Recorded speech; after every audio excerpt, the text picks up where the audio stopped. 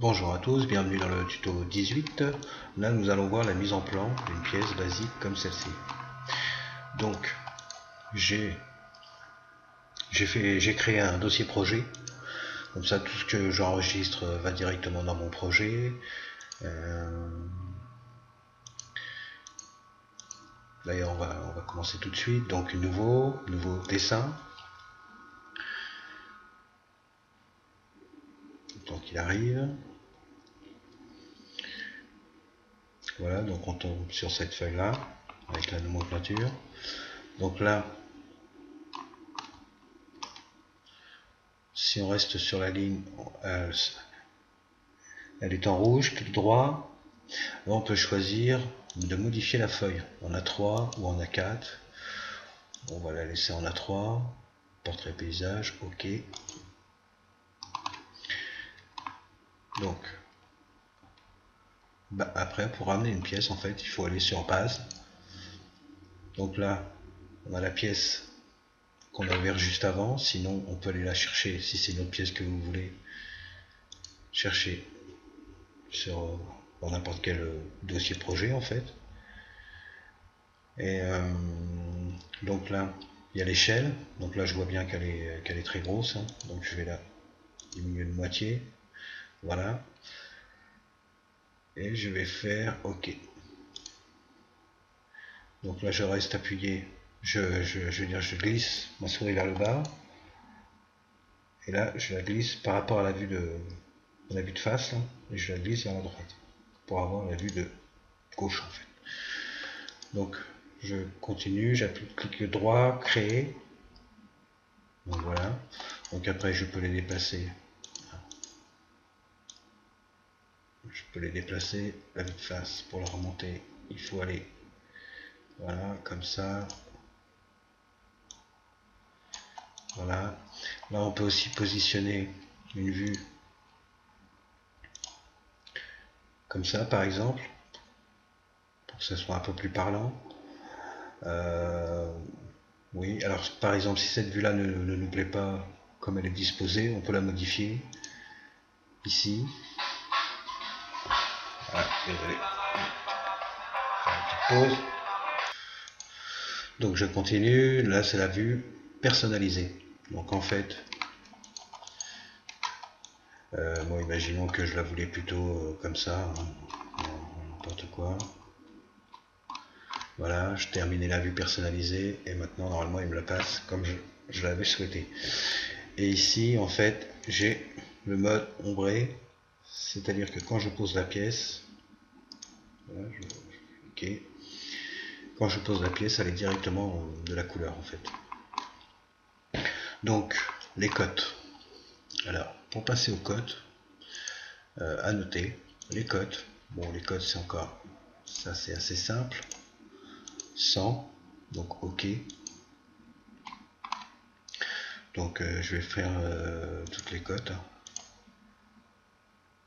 Je vais prendre le bon de là à là. 100, OK. Mais on peut aussi remplacer une cote. Donc là je pense que j'ai peut-être pas des cotes qui sont tous. Oui, c'est bien fait. OK. Et enfin on va aussi mettre les traits d'axe. Donc il faut cliquer dans le carré là et choisir trait d'axe automatique. Là on sélectionne les deux petites icônes ici et celui-ci, le cylindre. OK. Donc là on voit qu'ils ne sont affichés que dans cette vue là, donc il faut le faire dans toutes les vues. Trait d'axe automatique, celui-ci et celui-ci. OK. Trait d'axe automatique, celui-ci, celui-ci. OK. Donc pour faire la suite des cotes, c'est un peu plus pratique. OK. Là, voilà. OK. Donc il y avait cette manière-là pour indiquer les perçages, la position, on va indiquer le diamètre, parce qu'il y a un lamage, hein. Et le lamage, voilà. On peut les mettre comme ça, ou sinon on peut directement faire, on va le faire avec celui-ci par exemple, un tableau de perçage, que normalement un usineur est capable de lire. Donc là je lui prends un point de repère. Bon là évidemment j'ai des chanfreins, donc d'abord j'ai choisi sur quelle phase je vais le faire, et là après il me demande de choisir un point de repère. Donc je vais prendre par exemple, il se met juste devant. Voilà celui-ci, et après je choisis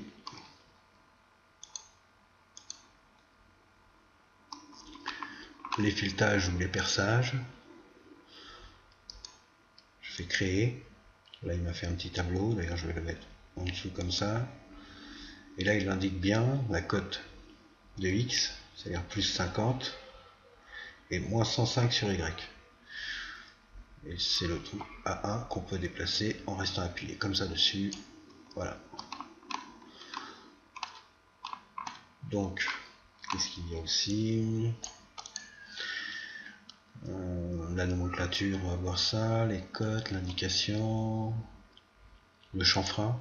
Ouais, le chanfrein. Alors le chanfrein, il faut choisir la face chanfreinée et l'autre qui est juste à côté. Donc chanfrein de 5 à 45. Ok. Je vais finir par mettre les cotes vite fait de là à la 95. Par contre, imaginez que j'ai pas, on va d'abord terminer pour voir si vraiment des fois j'ai pas une cote.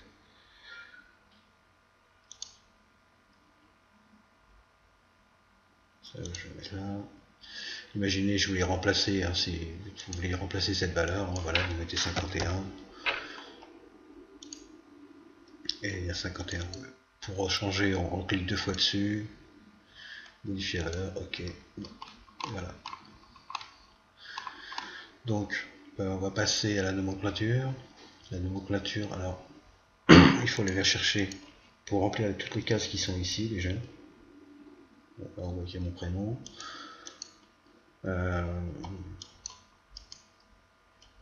Ok, clic droit, e-propriété.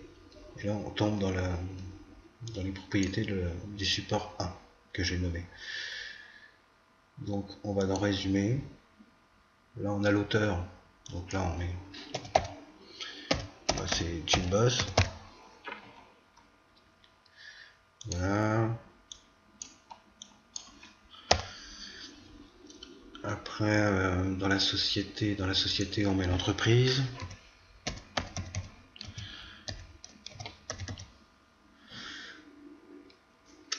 Et après, on peut mettre aussi, qu'est-ce qu'on peut mettre? On peut mettre le titre.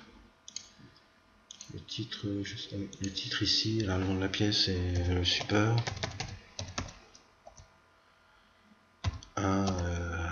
Bref, 500. Ok, par exemple. Hein. Et on peut aussi mettre le numéro de pièce que je dois avoir quelque part quand on a des numéros de pièces. Numéro de pièce, par exemple, AA-158. Voilà. Donc, appliquer.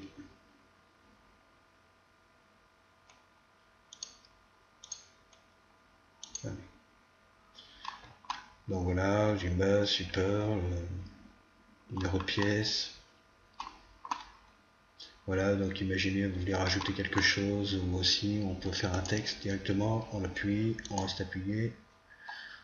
On marque par exemple Monsieur X. Ok. Ok. On peut le déplacer, approuvé par Monsieur X.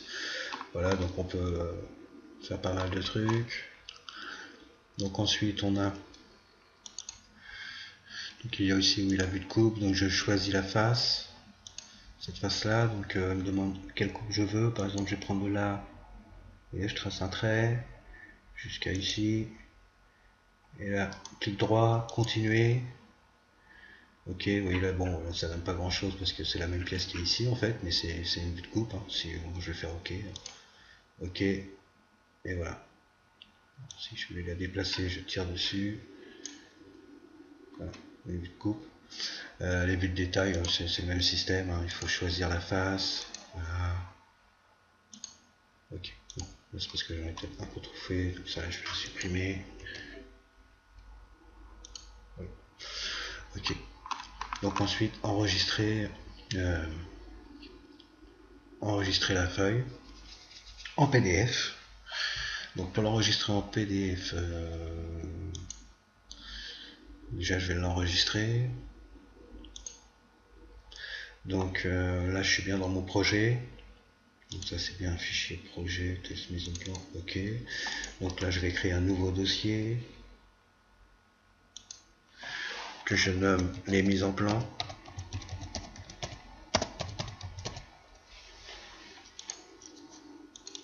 Support 1, IDW, ok, enregistré, non.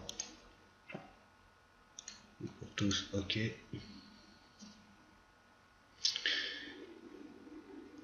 Donc ok, donc maintenant normalement si je retourne pour aller ouvrir mon projet, je dois avoir une mise en plan et j'ai bien mon super IDW et bien ici enregistré. Donc ensuite si je voulais l'avoir en PDF, pour sortir sur imprimante, donc il y a la petite exporter en PDF, il n'y a pas plus. Donc là c'est pareil, hein, là dans mon tuto test j'ai mon petit fichier support 1 PDF enregistré.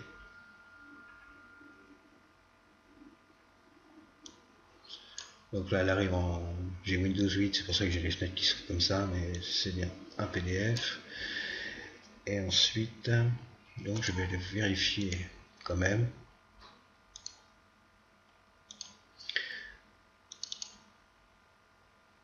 Qu'il est bien arrivé, mais il n'y est pas arrivé. Ça c'est quand même bizarre. J'ai dû faire quelque chose.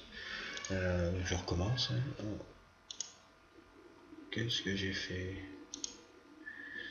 Exporter en PDF. Oui. Support PDF. Ah oui, non, mais oui. Où avais-je la tête? Donc il est bien là en fait. C'est parce qu'en fait là on ne lit pas les fichiers PDF. Donc je vais mettre tous les fichiers. Je me disais bien, c'est plutôt bizarre. Tous les fichiers, et là ok, on voit bien mon PDF qui est bien ici, support 1 en PDF. Enregistré.